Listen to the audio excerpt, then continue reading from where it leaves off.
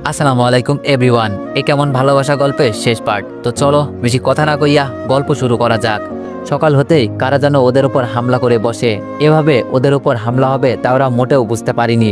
এইদিকে ওরাও বাকি হাতিয়ার নিয়ে ওদের উপর আক্রমণ করে থাকে। এভাবে কিছুক্ষণ চলতে থাকে। ওখানে অনেক মারা যায়, তার মধ্যে আকাশের সাথে থাকা আরও কিছু লোকও। ওদের সবাইকে মেরে হেডকোয়ার্টারে খবর পাঠিয়ে দেয়। আরও কিছু বন্দুক আর বুলেট যেন পাঠিয়ে দেওয়া হয়। কিছুক্ষণ পরে ওদের লোকেশনে ওদের প্রয়োজন মতো সবকিছু নিয়ে যাওয়া হয়। এইদিকে বস বলল, কি করে ওরা বেঁচে গেল? লোকটি বলল, বস, আমাদের লোক তো ঠিকই অ্যালার্ট করে ওদের 10 জনকে মেরে ফেলে, কিন্তু ওদের কাছে সব আধুনিক অস্ত্র। আমাদের কাছে যা কিছু আছে তা দিয়ে তো ওদের সাথে কোনোভাবেই পেরে উঠব না।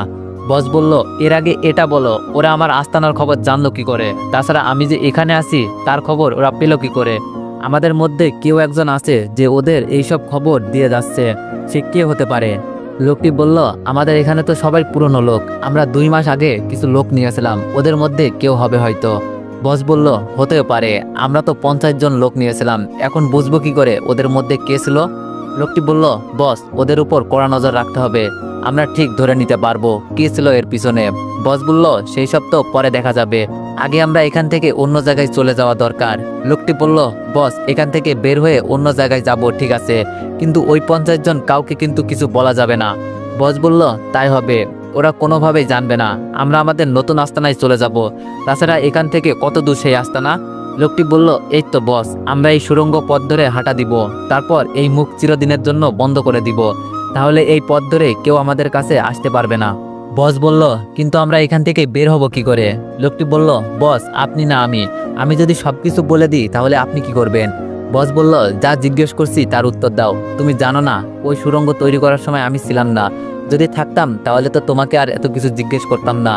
লোকটি বলল, বুঝতে পেরেছি, আমরা ওই জায়গায় যাওয়ার পর ওখান থেকে নতুন রাস্তা শুরু হবে, যা আমাদের বাকি পণ্যের জন্য ভালো হবে। বস বলল, তাহলে এখনই আমাদের বাকি সব লোকদের নিয়ে চলো, আর নতুন লোকদের ওখানে মরার জন্য ছেড়ে দাও। লোকটি বলল, ঠিক আছে বস। এইদিকে ওরা ঠিক তাই করলো। পুরান সব লোকদের নিয়ে ওরা ওই সুড়ঙ্গ দিয়ে চলে যেতে থাকে, কিন্তু নতুন লোকেরা এই বিষয় কোনো কিছুই জানে না। এইদিকে সকাল 11টায় ওরা সবকিছু গুছিয়ে নেয়। যারা আহত হয় ওদের প্রাথমিক চিকিৎসা দিয়ে হেলিকপ্টার করে নিয়ে যাওয়া হয়, তার সাথে আকাশকে বেশ কিছু হাতিয়ারও দিয়ে দেওয়া হয়। সবটা পাওয়ার পর ওরা এগোতে থাকে, কিন্তু যতদূর এগোচ্ছে ওরা কোনো লোককেই দেখতে পারছে না। এইদিকে ওরা কয়েক ঘন্টা পর চলে আসে ওদের আস্তানার সামনে। আকাশ বলল, কি ব্যাপার, এরা কেউ নেই কেন এখানে? পুলিশ বলল, স্যার, ওরা কি আমাদের আসার খবর জেনে গেল নাকি? আকাশ বলল, আমার তো তাই মনে হচ্ছে। এখানে 2টা ভবন আছে, একটা ভবন দেখে মনে হচ্ছে ওরা ব্লাস্ট করে এইভাবে ভেঙে দেওয়া হয়েছে, কিন্তু আরেকটা তো অনেকটাই ভালো, তার মানে ওখানে কোনো না কোনো কিছু তো অবশ্যই আছে। তোমরা একটা কাজ করো, এই ভবনটা চারপাশ দিয়ে ঘিরে রেখো, এখান থেকে আমাদের যে করেই হোক একজনকে ধরে নিতে হবে, তাহলে আমরা এদের নাটের গুরু যে তাকে ধরতে পারবো।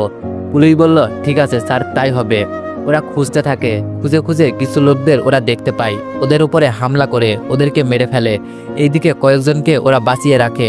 এরপর ওদের মুখ থেকে সবটা শোনার পর আকাশ তো আরো বেশি অবাক হয়ে যায়। তারপর এক ধরনের মাইক্রোস্কোপ আছে, যার মাধ্যমে ওরা ওই জায়গাটা 3D চেক করতে পারবে। এর মাধ্যমে পুরো ভবনটা ভালো করে বোঝা যাবে, এবং এর ভিতরে কিছু থাকলে তা খুব ভালোভাবেই দেখা যাবে। তাই ওরা ঠিক তাই করলো। একে একে সবকিছু চেক করেও ওরা কোনো মানুষের অস্তিত্ব এর ভিতরে একটি বারের জন্য পায়নি। আকাশ বলল, এটা কিভাবে সম্ভব? এই ভবনে তো ওদের কথা মতো কম করে হলেও 100 জন থাকার কথা, কিন্তু এখানে তো কোনোভাবেই মানুষের থাকার চিহ্নও নেই। ওরা তো পালিয়ে গেলেও আমরা বুঝতে পারতাম। একটা কাজ করো, এর ভিতরে কোনো সুড়ঙ্গ আছে কিনা তা চেক করো তো। পুলিশ বলল, ঠিক আছে স্যার, তাই করতেছি। ওরা অনেক চেক করার পর একটা সুড়ঙ্গ পেল, যা অনেক দূর পর্যন্ত গিয়েছে, কিন্তু নেটওয়ার্কের বাইরে থাকার জন্য ওরা আর কোনো কিছুই করতে পারেনি। আকাশ বলল, তোমরা এই জায়গাটা পরিষ্কার করতে থাকো, আমরা ওই পথ ধরে এগোবো। পুলিশ বলল, ঠিক আছে। ওরা সবটা পরিষ্কার করে নেয়, তারপর ওই সুড়ঙ্গ ধরে এগোতে থাকে। এভাবে ওরা ভিতরে এক এক করে যেতে থাকে।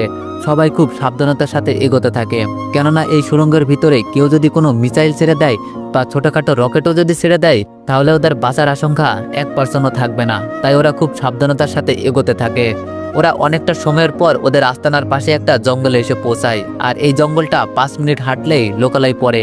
আর এই জায়গাটা এতটাই নির্জন যে কেউ এখানে আসতে সাহসও পাবে না। ওরা একটা বাড়ি দেখতে পায়, তাই দূরবীন দিয়ে চারপাশটা দেখতে পায় অনেক লোককে।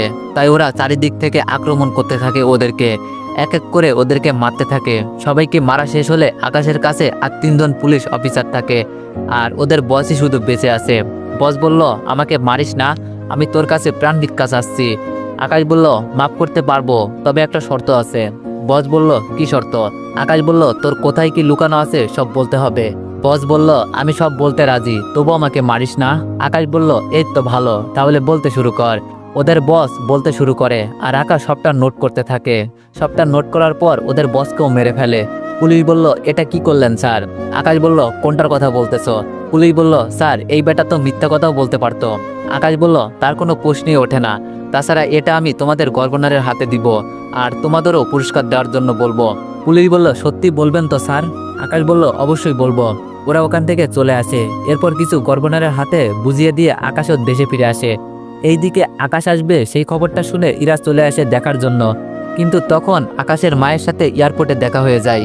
ইরা বলল, আপনি তো সেই মহিলা যে কিনা দিনের পর দিন আকাশকে এতটা কষ্টে রেখেছেন। আকাশের মা বলল, এইভাবে বলো না, আমি যে ওকে অনেক ভালোবাসি। ইরা বলল, আজকে ওর কাছে সব আছে, সেই জন্য ওকে ভালোবাসা দেখাতে আসছেন।